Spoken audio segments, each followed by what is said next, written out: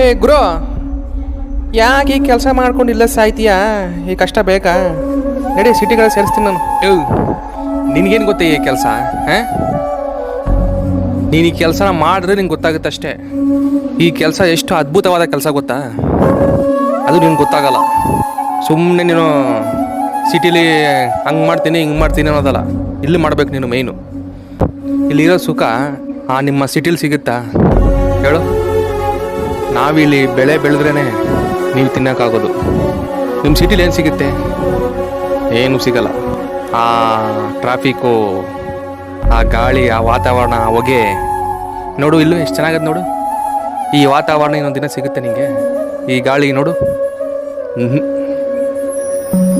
ಈ ಕೆಲಸನ ಯಾವತ್ತೂ ಇಷ್ಟಪಟ್ಟು ಮಾಡು, ಕಷ್ಟಪಟ್ಟು ಮಾಡಬೇಡ. ನಾವು ರೈತರು ಕಣಯ್ಯ, ನಮ್ಮ ಬೆಲೆ ನಿಂಗೆ ಇನ್ನೂ ಗೊತ್ತಾಗಲ್ಲ. ನಿಂಗೆ ಮುಂದೆ ಹೋಗ್ತಾ ಹೋಗ್ತಾ ಗೊತ್ತಾಗುತ್ತೆ.